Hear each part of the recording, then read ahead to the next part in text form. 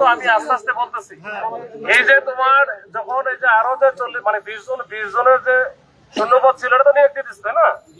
এখন তোমাদের তো এখন আরো তোমরা আরো আছে 40 জন, তাহলে 40 জনকে কিভাবে দিবে? এখন এই 40 জনকে এখন ওনারা ওইটাই চিন্তা করতেছে যে এই যে পরের যে বিজ্ঞপ্তি, যেটা 19তম নিবন্ধন যে বিজ্ঞপ্তিটা দিবে, আরে দাঁড়াও না ভাই, কথা না শুনে কই না, 19তম যেটা দিবে তার আগে তারা পরবর্তী যে প্ল্যানটা মানে যে পরের এই যে এই ধরো যে সময়ে দিবে তার আগ পর্যন্ত তারা একটা প্ল্যান করতেছে যে এই সময় আমাদের কি পরিমাণ শূন্যপদ তৈরি হবে। এই শূন্যপদ যেটা তৈরি হবে সেই ক্ষেত্রে সেটা ধরো আরো 20টা শূন্যপদ তৈরি হবে। তারা যখন এটা প্ল্যানিং করে দেখবে যে আরো 20টা শূন্যপদ আমরা পাবো সয়েল সায়েন্সে, তখন করবে কি এই 20টা তোমাদের মধ্যে থেকে আগে নিয়োগ দিবে, তোমাদের মধ্যে 20 জন নিয়োগ দিবে, কিন্তু আর 20 জন কিন্তু তখন আর হবে না। তো এইটা হচ্ছে এইভাবে করবে যে যেটা যত শূন্যপদ আছে যতটুকু করা যায়। বলো ওনারা যেটা বলছে যে মানে চেয়ারম্যান স্যার যেটা বলে, শোনো চেয়ারম্যান স্যার যেটা বলছে তোমাদের তো 3 বছর এই আছে না, এইখানে সনদের মেয়াদ আছে 3 বছর। তো এই 3 বছর আমি সব প্রশ্নের উত্তর তো আমি দিতে পারবো না, আমি যতটুকু বলছি মানে শুনছি এবং তাদের কাছে আমি যেটা আমি তোমাদের পক্ষ হয়ে আমি ওইখানে কিন্তু কথা বলছি, আমি কিন্তু এই পুলিশ অফিসার হিসেবে না, আমি কিন্তু তোমাদেরই একজন সহযাত্রী হিসেবে কথা বলছি, তোমাদেরকে একজন সহযাত্রী হিসেবে। এবং আমি মনে করছি যে আমিও এন্ট্রান্স পরীক্ষা দিয়েছি, আমি পাশ করছি, আমি সনদ পাইছি, কিন্তু চাকরি হয় না। এরকম অবস্থায় কিন্তু আমার অবস্থাটা ছিল। তোমাদের নিয়ে গেলে ভালো হইতো একজন, তাহলে হয়তো বিশ্বাস করতে, এখন তো অনেকে বিশ্বাস করবে না, হয়তো ভগাস পারতেছে। আচ্ছা যাই হোক, তো এইটা নিয়ে ওনাদের আমি দেখলাম যে এই এন্ট্রান্সের চেয়ারম্যান স্যারেরও অনেক তার ব্যাপক আন্তরিকতা, যে ওনারা যে সনদ নিয়ে করতেছে আমরা চেষ্টা করব 100% মানে যারা আছে সবাইকে যেন আমি অ্যাকোমোডেট করতে পারি। দাঁড়াও, এটা লিখিত আকারে তো এই হচ্ছে বিষয়। এখন ওনারা এটা নিয়ে কাজ করতেছেন, পরবর্তী যে পরীক্ষাটা হবে সেটা হচ্ছে যেন এইভাবে যেন না হয় সেই প্ল্যানও তাদের আছে, যে আমি 100টা আমার শূন্যপদ আছে, আমি 100টারই বিজ্ঞপ্তি দেবো, 100টাই নিব, যেন পরে এই যে আন্দোলন মানে সার্টিফিকেট নিয়ে না যেন ঘরে কেউ আন্দোলন যেন না করার সুযোগ পায়। তো এইটাও করতেছে, এটা তাদের প্ল্যান আর কি। এটা হচ্ছে প্রত্যেকটা প্রতিষ্ঠানের নিজস্ব প্ল্যান থাকে, নিজস্ব আইন থাকে, নীতিমালা থাকে, এগুলো সময় উপযোগী করার জন্য তারা সংশোধন করে, এটা তাদের স্বাভাবিক প্রক্রিয়া। তো এটা থাকে, এটা তোমাদের বিষয় যেটা, এটা আমি যতটুকু বুঝেছি এটা আসলে নগদ যে এখনই আমার দিতে হবে, এখনই পাবো, এরকম মেন্টালিটিটা চেঞ্জ করতে হবে। এটা শোনো, এই মেন্টালিটিটা না নিয়ে আর সবারই কিন্তু জীবনটা বড়, মানুষ হচ্ছে এমন না যে আমি এটার জন্য মরে যাবো, এরকম বিষয় না, জীবনটা আগে বড়। হ্যাঁ ওইটা দিবে, ওইটা বলতেছে, কিন্তু ওইটা তো শোনো, আমরা যারা লিখিত দিবে বলতে কি যারা এখানে চাকরি করে তারা কি ওইভাবে লিখিত, এটা কি বেসরকারি বা অন্য কোনো বিষয়, এইটা কিন্তু তোমার এটা কিন্তু লিখিত কেউই দিবে না, আমিও দিব না। সাহিত্য শাসিত প্রতিষ্ঠান, গতকাল আমরা শিক্ষা সচিব ম্যামের সাথে কথা বলেছি, তিনি বলছেন তারা নিয়ে দিতে। আচ্ছা আমাদের 26 তারা নিয়োগ দিই, কিন্তু আমাদের একটা লিখিত এই শোনো, তোমার হচ্ছে এক একজনের কথা। এখন শিক্ষা সচিব মহোদয় কি বলছে বা কি অবস্থা এটা আমার জানা নাই, যদি বলে থাকে সেটা তো তাহলে তো শিক্ষা সচিব মহোদয় তাহলে তা ওনাদেরই বলতে পারতো বা চেয়ারম্যান স্যারকেই বলতে পারতো, তোমার সামনে হয়তো ফোন করে বলার কথা। এইগুলো না আরেকজনের কথা বলে লাভ নাই, যেটা আসলে নিয়ম অনুযায়ী যেটা হওয়ার কথা হওয়া উচিত, এটা যদি ওইখান থেকে তোমরা এখানে ভালো করে শুনে আসছো, এই একই জিনিস হয়তো আমি বলতেছি, তো এটা তোমাদের জন্যই আমি আমার আশা এখানে, তাছাড়া আমি আসতাম না। ওইখানে 7 কলেজের ওরা 17তম নিবন্ধনে ম্যাক্সিমাম জব হয়ে গেছে, প্রায় 1015 বাকি আছে, কিন্তু আমাদের 18তম নিবন্ধনের ক্ষেত্রে আমাদের সাথে বৈষম্য করে শূন্যপদ কম দেখায় আমাদের সাথে। আরে ভাই ওইটাই তো বলতেছে যে তোমার এটা তো সামনে ভাই এইটুকু আমি বলি, আমি আরেকবার কথা বলতে মানে আরেকবার একটু স্মরণ করে দেই, সেটা হচ্ছে আমি কিন্তু এনটিআরসির কেউ না, আমি জাস্ট এখানে আসছি যে যেন তোমাদের এখানে কোনো কিছু করা মানে এটা আমার উপরে দিয়ে যায় বা আমারই লাগবে। তো এটা যেন কোনো ঝামেলা ছাড়া তোমরা যেন ভুল বোঝাবুঝি না হয়, তোমাদের যেন কোনো ক্ষতি না হয় বা ওনাদের কোনো ক্ষতি না হয়, সবাই যেন ভালোভাবে আমরা থাকতে পারি, এই জন্যই আসা। আমরা রাস্তায় ছিলাম স্যার, আমরা সবাই বিভিন্ন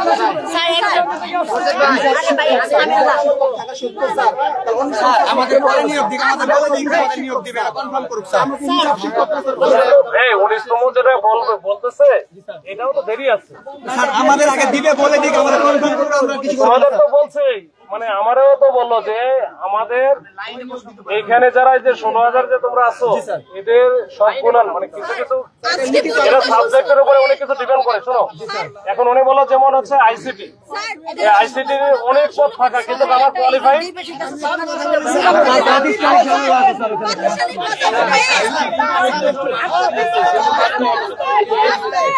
আচ্ছা আমার ভুল হইতে পারে, আইসিটি আমার ভুল হইতে পারে। আরে ওটা হয়তো বা আমি বলি কিছু কিছু সাবজেক্টে, আমি এক্সাম্পলের কথা বলতেছি, কিছু কিছু সাবজেক্টে দেখা গেল যে শূন্যবোধ বেশি আছে কিন্তু কোয়ালিফাইড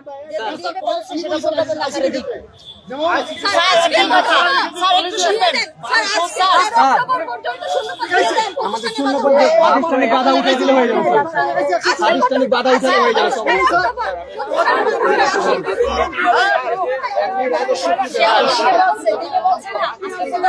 তোমরা এইভাবে ভাই কথা বললে হবে না। আমি একটু শোনেন, তুমি কথা বলো, তুমি কথা বলো না, মানে বিষয়টা আমি তো শোনো, মানে আমাকে প্রশ্ন করলে খুব বেশি কিন্তু উত্তর দিতে পারবো না। আমরা হচ্ছে আমাদের এখানে 8 মাস সময় ব্যাকডেট থাকে। পরীক্ষার প্রশ্ন আসবে আমার দুইটা, আমার দুইটাই জানার বাইরে তোমার জানা নেই। আমি বলতে চাই এই সবাই দাঁড়ান। স্যার উনি আমাদের সমান না। আচ্ছা তুমি কথা বলো, যাও। তুমি কথা বলো। কর্তৃপক্ষ 2022 সালে শিক্ষক সংকট দূরীকরণের জন্য একটি বিশেষ গণবিজ্ঞপ্তি দিয়েছিল। স্যার আমি বলতেছি, যেহেতু তারা 19তম থেকে নীতিমালার পরিবর্তন, প্রশ্ন পদ্ধতি পরিবর্তন করবে, সেই জন্যই আমরা এসেছি।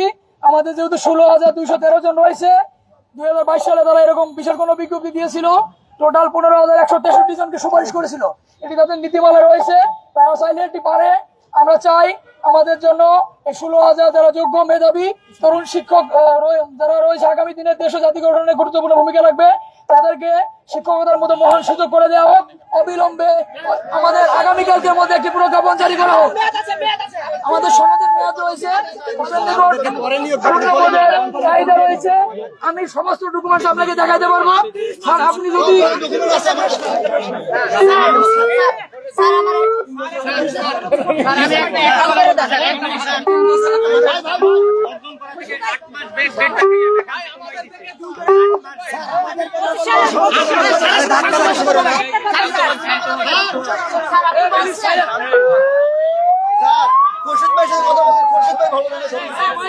সবকিছুই জানে।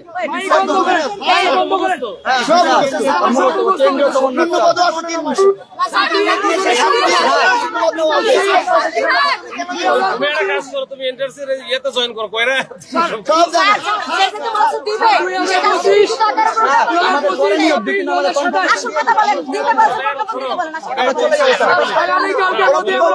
আজকেই দিতে পারে, আজকেই দিতে পারে,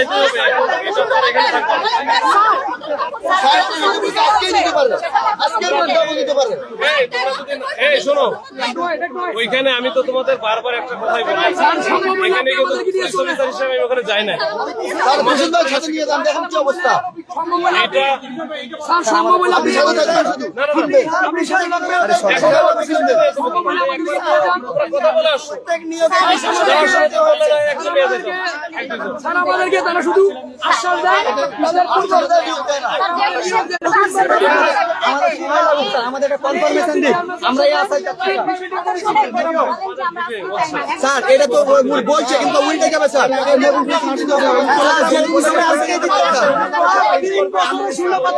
আরো 5,000 আমাদের নিয়োগ দিবেন স্যার। আমরা খাদ্য থেকে সচিব এখানে দায়িত্ব পাইছে স্যার। মানে কি কনফার্ম করবে? আমাদের নিয়োগ দিবে সোলাইয়ের কাছে। আমরা কেমনে বলবো? আরে ওরা তো দায়িত্ব নিচ্ছে এখানে। আমাদের মাত্র 2টা লোক নিয়ে এসেছেন, না না, ওরা চলে যাবে ভাই, আজকে হবে না। 8 মাসে তোমার যদি ওইরকমই হয়, 8 এই শোনো, ওনারা হচ্ছে করে যে এখন মানে নামাজে পড়ার সময় পার হয়ে গেছে, আমরা নামাজ পড়তে পারি না। এই শোনো ভাই, একটু ওয়েট, ওনাদের যে 38 মাসের ভ্যাকান্সি আছে ভাই, ওয়েট করেন, এই চুপেন। 38 মাসের ভ্যাকান্সি ওনাদের কাছে আছে এবং আমরা যেদিনকে সনদ অর্জন করছি সেই থেকে 8 মাসের ব্যাক ডেট ভ্যাকান্সি দেখাই তারা লোক নিছে। আর না আজকে আমাদের 16,000-এ বরং লোক দরকার হইতো, যদি জুন পর্যন্ত তারা লোক নিত বরং লোক আরো দরকার হতো, এত লোক। আরে ভাই, ওই জন্যই তো বড় বলতেছে যে আগামী ধরো ডিসেম্বর পর্যন্ত যেটা ফাঁকা হবে ওইটা নিয়ে তোমাদেরটা আগে দিবে, দেওয়ার পরে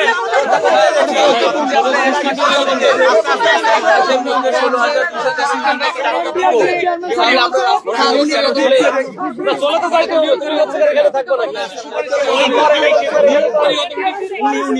তোমাদের আসলে তুমি বুঝাও যদি না বুঝো, এত পণ্ডিত হওয়ার দরকার নাই, তুমি বেশি পণ্ডিত হয়ে গেছো, এত পণ্ডিত হওয়ার দরকার নাই। এই যাও, তোমার এত পণ্ডিত হওয়ার কি আছে? তোমারা তো বলতেছে যে এখানে আবার বার্গেনিং করতেছে, তোমাদের বলতেছে তোমাদের সর্বোচ্চ প্রায়োরিটি দেওয়া, তোমাদের অ্যাকাউন্টেড করা হবে। এখন এর বাইরে কি করবে? লিখিত করে দিবে, তুমি লিখিত, আচ্ছা তোমার লিখিত দিল, দেওয়ার পর দিল না, মনে করো কি হয়েছে?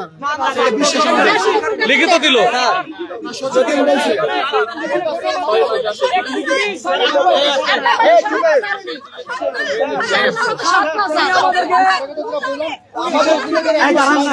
কথা বলো।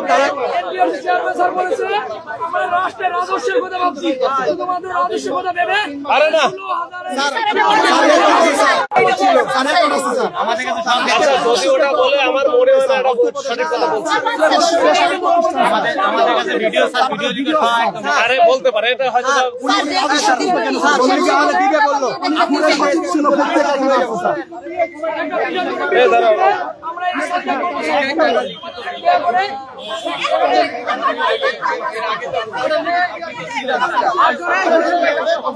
স্যার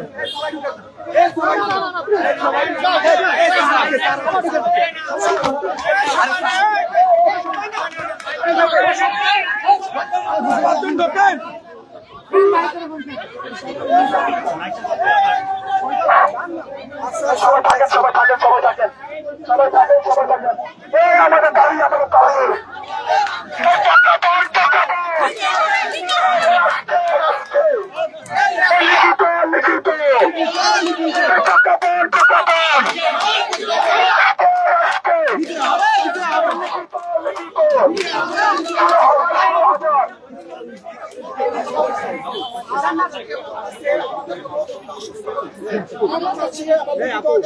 প্রজ্ঞাপন জারি করতে চাই, তাহলে আমরা বুঝতে পারবো আমাদেরকে ভবিষ্যতে আর আমাদেরকে নিয়োগ দিবে। আমরা মৌখিক আশ্বাস মানি না, মানবো না। মৌখিক আশ্বাস আমরা মানি না, মানবো না। আমরা লিখিত আকারে প্রকাশ করতে চাই যে 16,000-কে নিয়ে আমরা পরবর্তীতে কার্যক্রম আরো নিয়োগ দিব। যেহেতু আমরা রিজার্ভ শিক্ষক শিক্ষিকা থাকা সত্ত্বেও সামনে আর কখনো নিয়োগ দেওয়া অধিকার নাই তাদের। এনটিআরসি সবসময় বলে যে রাষ্ট্রের রাজস্বের জন্য আমরা নিয়োগ দিব, কিন্তু রাষ্ট্রের রাজস্ব দেখবে অর্থ মন্ত্রণালয়। এখন কি কথা বলে ভিতরে গেলেন, কিসের জন্য আমাদেরকে আশ্বস্ত করেছেন, উনি মৌখিক ভাবে স্যারকে বলেছে। আমরা স্যারকে আমাকে বলে দিচ্ছি, স্যার আমরা লিখিত আকারে প্রকাশ করে প্রজ্ঞাপন দিলে আমরা চলে যাব। এটা আমাদের শেষ দাবি স্যার। আমি একটা কথা বলতে চাই, শুধু এক মিনিট কথা বলতে চাই। আমরা আপনার কথার জন্য আমরা উনি কি বলেছে সেই প্রসঙ্গে যদি কথা বলেন, উনি ঠিক আছে, আমি কথা বলেছেন। হ্যাঁ এই ভাই নিচে না মানে এগুলা ভুমগুলা ভাই, আমি একটা সমস্যা সমাধানের জন্য একটা কথা বলতে, শুধু এক মিনিট কথা বলবো। এই সমস্যাটা সমাধান হবে আমাদের যদি শিক্ষা সচিব ম্যাম, শিক্ষা উপদেষ্টা ম্যাম এবং আমাদের 2জন প্রতিনিধি এবং আমিনুল স্যার ওদের এনটিআরসির এই 4জন এবং কিছু মাত্র স্যার, এই 5জন যদি আমরা যদি সবাই মিলি মিটিং করে তাহলে আমাদের সমস্যার সমাধান হবে, আর কোনো ঝামেলা নেই। আর আমাদের প্রতিনিধি যদি কথা বলে তাহলে আমাদের এই সমস্যার সমাধান। আমাদের দুজন প্রতিনিধি, শিক্ষা সচিব ম্যাম, শিক্ষা উপদেষ্টা স্যার, আর হচ্ছে ডিসি মাজুদ স্যার এবং আমি স্যার। এই পাঁচজন থাকলে 18তম আমরা কোনো বৈষম্য যাব না, আমরা 19তমে যাব না। আমাদের নিয়োগ এই মাসে দিতে হবে, প্রজ্ঞাপন দিতে হবে, আমাদের দাবি মানতে হবে, আমাদের প্রজ্ঞাপন দিতে হবে। আমি কথা বলছি, আপনারা আমাদের ঢাকা বিশ্ববিদ্যালয়ে শিরিনাবু কথা বলবেন। আমাদের ঢাকা বিশ্ববিদ্যালয়ে সুপারিশ বঞ্চিত শিরিনাবু আপনাদের সাথে কথা বলবেন।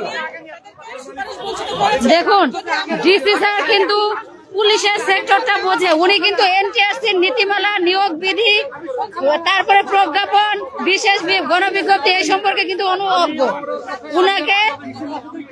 উনাকে মাননীয় আমাদের এনটিআরসি চেয়ারম্যান স্যার যা বুঝাইছে উনি ঠিক তাই বুঝতে পারছে।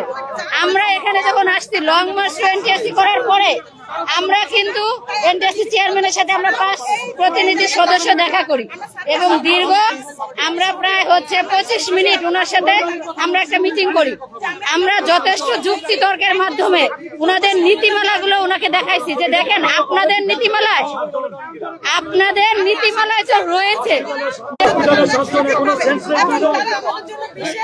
আপনাদের নীতিমালায় রয়েছে যে আপনারা বিশেষ গণবিজ্ঞপ্তি দিতে পারেন এবং আপনারা 3 মাস অন্তর অন্তর শূন্যপদ থাকা সাপেক্ষে বিশেষ গণবিজ্ঞপ্তির মাধ্যমে আপনারা নিয়োগ নিশ্চিত করতে পারেন।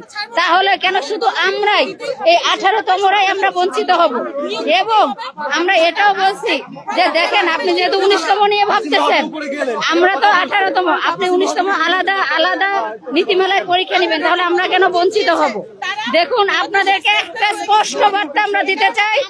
উনি বারবার আমাদের ফুটবলের মতো লাথি দিচ্ছেন। উনি এখান থেকে দায় দিয়ে দেন শিক্ষা মন্ত্রণালয়ের উপর, শিক্ষা মন্ত্রণালয়ে গেলে উনারা বলে এনটিআরসি চেয়ারম্যানের উপর। তবে আমরা গতদিন এনটিআরসি শিক্ষা মন্ত্রণালয়ের মাননীয় শিক্ষা সচিবের সাথে দেখা করি, ওখানেও আমি ছিলাম উপস্থিত। আমরা 5 প্রতিনিধি সদস্য দেখা করি এবং দীর্ঘ আধা ঘন্টা সময় আমরা তার সাথে মিটিং করি। তো উনার কথাবার্তা আমরা যা বুঝতে পেরেছি, এই আমাদের নিয়োগ গাফিলতির একমাত্র কারণ হচ্ছে এনটিআরসি চেয়ারম্যান। কারণ শিক্ষা সচিব ম্যাম আমাদের বারবার আশ্বস্ত করেছে, দেখেন এনটিআরসি একটা স্বায়ত্তশাসিত প্রতিষ্ঠান, উনার প্রতিষ্ঠানে রয়েছে উনি কিভাবে নিয়োগ দিবেন এবং কোন কোন প্রতিষ্ঠানে দিবেন এই নীতিমালাগুলো এনটিআরসি বাস্তবায়ন করে, আমরা জাস্ট মনিটরিং করি। তো আমরা আজকে চেয়ারম্যান স্যারকে বলছি যে দেখেন শিক্ষা সচিব ম্যাম কিন্তু এটা বলছে, তখন উনি আমাদেরকে বিভিন্ন নয়সয় দিয়ে বুঝ দেয় যে আমাদের বিধি পাস করাইতে হবে, হেন তেন এটা সেটা। আমরা বলছি না, শিক্ষা সচিব ম্যাম যেহেতু আপনাদের উপরে দায় দিয়েছে, তাহলে আপনারা কেন শূন্যপদের চাহিদাটা দিচ্ছেন না? আমরা যেহেতু প্রাপ্য, আপনি সর্বতভাবে স্বীকার করেছেন আমাদের দাবিটা 100% যৌক্তিক, তাহলে আপনারা কেন এই যৌক্তিক দাবিটা বাস্তবায়ন করতে ব্যর্থ হচ্ছেন? আমাদের কথা হচ্ছে উনি আওয়ামী লীগের এজেন্ডা বাস্তবায়ন করার জন্য আমার মনে হয় কালক্ষেপণ করতেছে। উনি স্বৈরাচারীর একজন দোসর, উনি আজকে আমাদেরকে এই রাজপথে নামাতে বাধ্য করেছেন। বুঝি না, না উনি শুনেন, আপনারা যে এই আজকের আগের দিন আগে গতবার যখন আমরা দেখা করি তখন কিন্তু উনি স্পষ্ট ভাষায় বলেছে যে আপনাদের দিয়ে দিব, আপনাদের যে আমরা ভ্যাকেন্সি যেহেতু যথেষ্ট শূন্যপদ রয়েছে আপনাদের সব দিয়ে দিব, আমাদের তো রাজস্ব দরকার আছে। দর্শক, চেষ্টা করছিলাম আপনাদেরকে এনটিআরসি ভবনের সামনে সর্বশেষ তথ্য জানাতে। আমি আবারও যুক্ত হব। সে পর্যন্ত ভালো থাকুন, সুস্থ থাকুন, নিরাপদে থাকুন, সময়ের আলোর সাথেই থাকুন। এনটিআরসি ভবনের সামনে থেকে মাহবুব আলম শ্রাবণ, সময়ের আলো, ঢাকা।